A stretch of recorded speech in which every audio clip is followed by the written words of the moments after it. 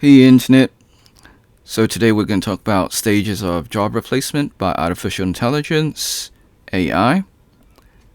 So my background is a former mechanical engineer. I specialize in mechanical design, in sheet metal factory work, all that stuff. I've also got some years in fitter assembly. So as an assembler, also fitter. So both a hybrid, both design and practical, I suppose. Alright, stage 1, augmentation and enhancement. The logo you see is OpenAI. That's not the only company. That's just the most popular AI company right now. You've got other ones, Microsoft Copilot, Google Gemini, Anthropic, etc. So it goes on and on. There are countless AI companies. So augmentation and enhancement, it will improve existing workers. So it'll improve their code, it'll improve their data analysis, and so on. So that's good. The downside is that your boss, the business management, they will see, hey, AI is doing all this stuff, making our employees more efficient. So they're going to double up on tasks. So they're going to get your existing employees to do more work. So that's the downside. And human resources, HR, will hire less roles because they're seeing AI is able to complement and enhance your existing workers. So they're going to hire less people to save on costs. Which leads us to stage 2. So burnout and replacement.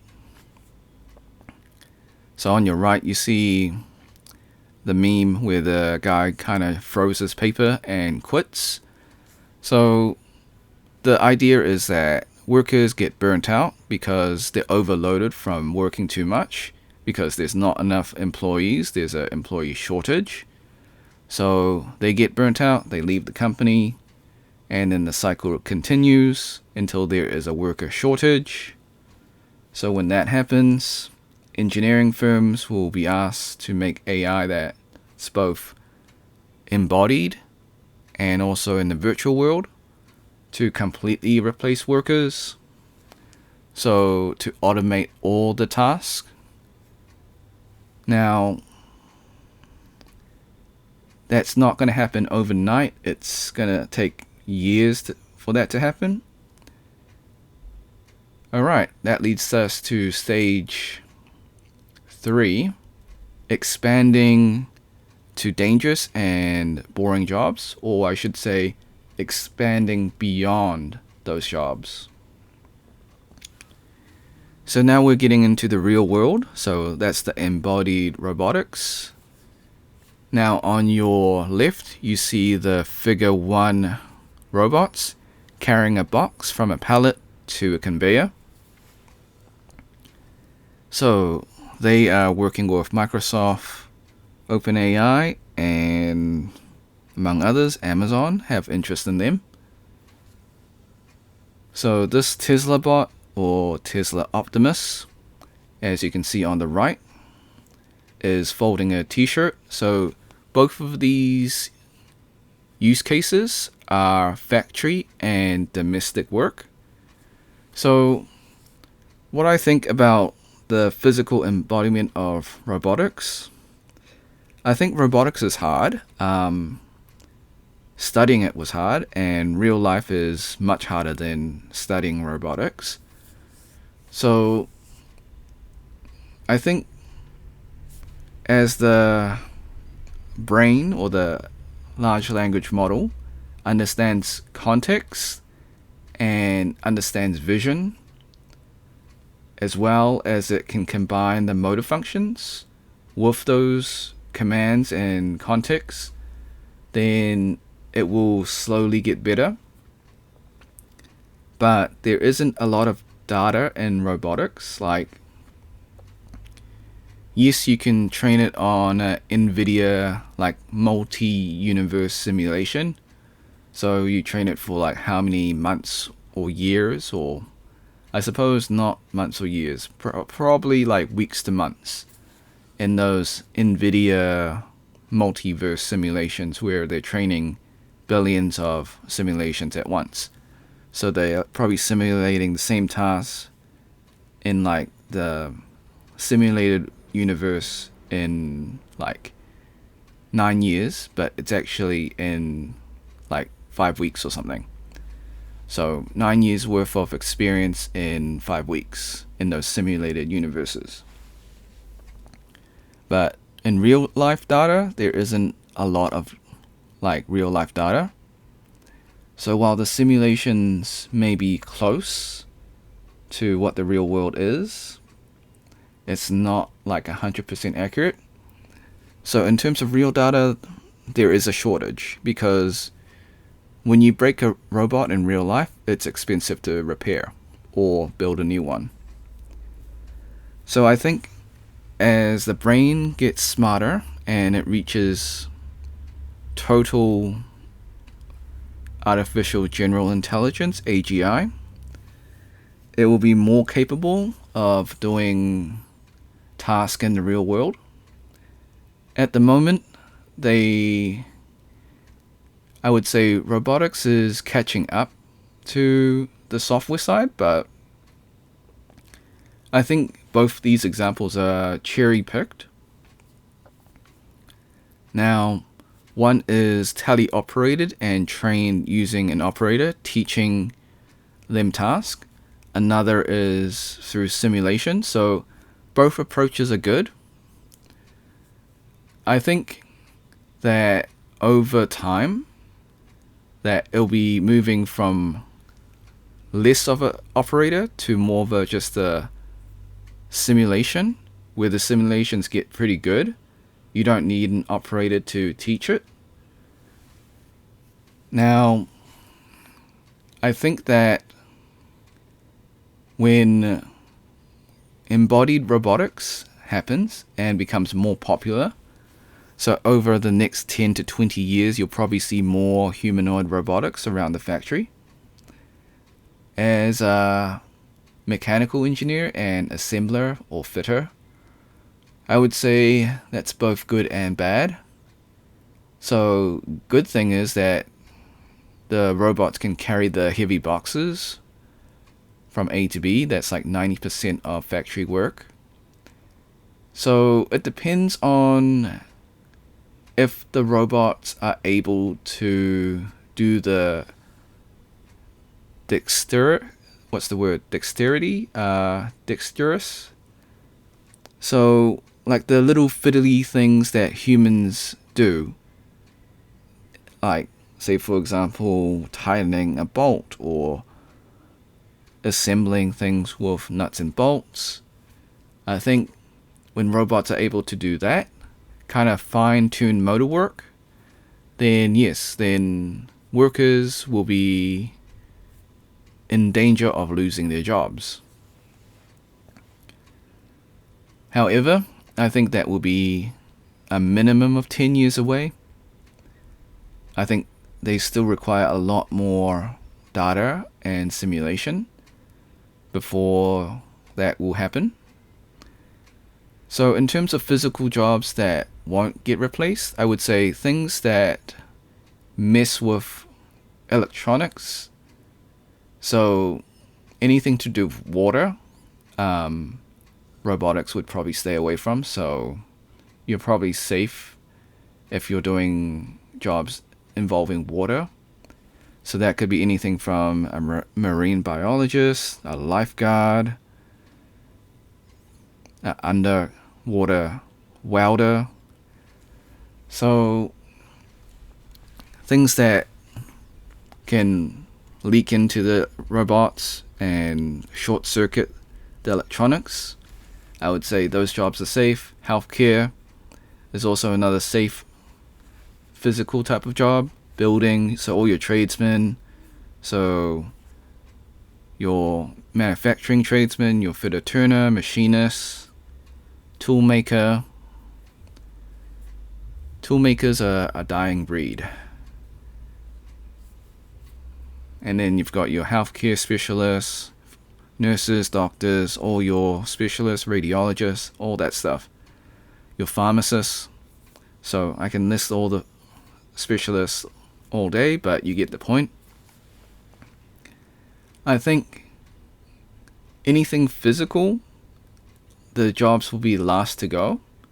But in saying that, I think that the jobs will be slowly getting replaced. It won't just be in an instant where all physical jobs are replaced. Like niche specialties will be replaced first, and then more general jobs will be replaced last. So things that are very niche and specialized and require a very specialized person, I guess you can program the robots to do that. Just to do that one thing and that thing only, and be the best it can be and be better than humans. So you would think it would be the opposite, that having the general work be replaced first and the specialists keep their jobs last. Actually, it's the opposite. It's easier to train the robots on one thing rather than everything. But I think we need to first reach artificial general intelligence first. As a mechanical engineer pivoting to software engineering, I'm currently a software engineering student. So this leads us to stage 4, pivoting and job creation. So on your left, you can see a robot collapsing. So there are pain points in embodied robotics, and there's also bugs in the software for AI. So jobs that it created, yes, it will be in the STEM field, I guess. And I suppose people push for the STEM field, so your science, your technology, your engineering, your mathematics, your medicine, of course. Now, there is going to be jobs that are created outside of robotics. However, we just don't know what those jobs are yet. So there will be more engineers. Engineers won't be replaced. So, for example, software engineering won't be replaced. It will be enhanced with AI. Your code will be better. And I suppose your simulations, coding, however, will be replaced. So coders, programmers will be replaced. So coders and programmers will just be upskilled to software engineers. So you won't replace software engineers, but you will replace coders. I think for robotics, you won't replace electrical engineers, mechanical engineers, mechatronics engineers. So you won't replace any of those engineers. I think they will be safe. Perhaps in the far future, robots will replace the design aspect of engineering, because engineering design is very mathematical. Although AI does struggle with mathematical reasoning, but not too far off. I think in the next 5 years, I think AI should be able to master your mathematical reasoning. And when that happens, I think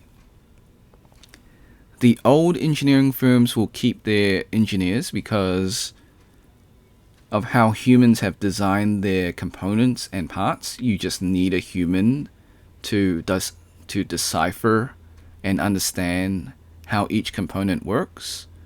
So the old companies will be fine.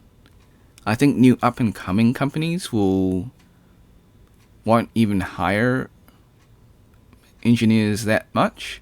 They may have 1 or 2 just to supervise and confirm that the design is correct. But I think in the future, engineering design will be done by AI, and then it will be, I suppose, confirmed by a human that the design is correct. But that is probably in the far future. I think that would probably require artificial general intelligence. So, not right now.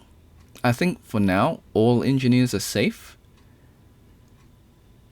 But in not too far of a future, I would say in the next 5 years, it's possible that AI can reach a level where it can design basic components. I think, like, for more complex components, you would still need engineers. But it just goes to show that engineering will be few and far between. You would want the senior engineers, so it'll be more difficult to get into a senior role. So I guess the old guys will be fine. The new guys might find it hard to get into the space. I mean, that's always the case. Now, we move on to stage 5 next. So we talked about the job creation, pivoting. So as I mentioned, I'm changing careers from a mechanical engineer to a software engineer. I just see the future that mechanical engineering, the design will be fine. I think that part of mechanical engineering will be fine, but as you saw, the embodied robotics will replace assemblers, and I just don't see a future in like being an assembler. So yes, I could have chose to move into the office role. However, I am getting older, and the design wise, I think, like, sure, that's alright, but as you know, if you're a mechanical engineer, doesn't matter if you're a designer, they will get you down in the factory to fix problems. So because of that, I want to just switch to software engineering, and I see software engineering as the future, or at least the near future. I can't say software engineering will be,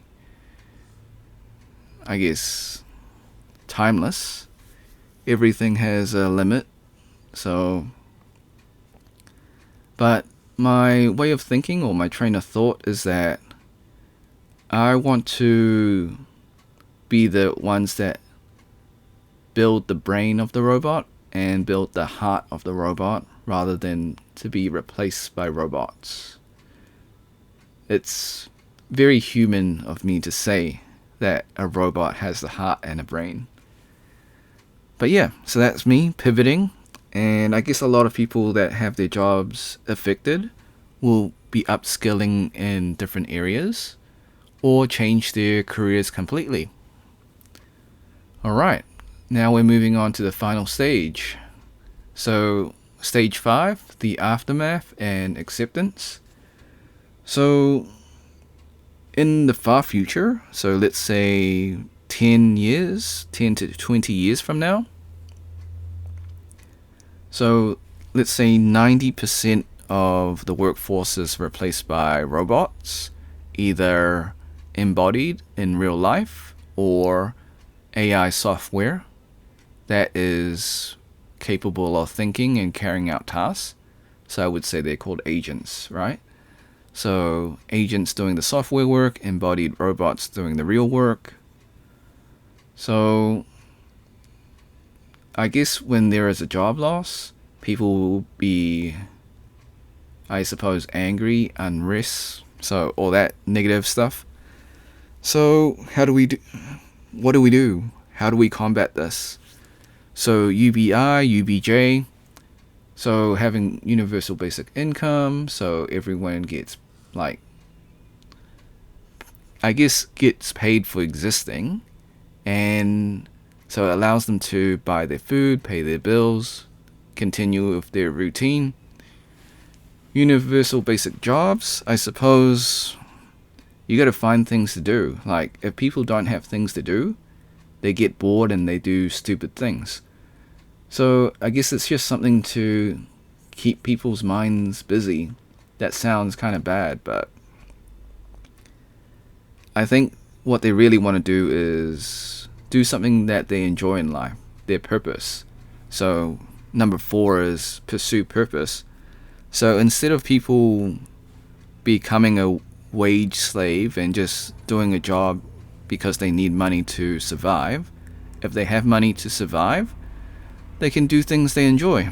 So whether that's a content creator on YouTube, so hopefully YouTube is booming in the far future, and despite what everyone's saying that YouTube's dying right now, I have a feeling that YouTube will be really strong and make a comeback.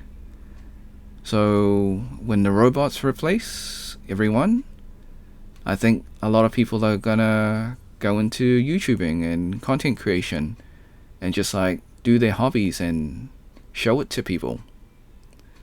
And then like advertisers will see that as a great opportunity to advertise things on your channel.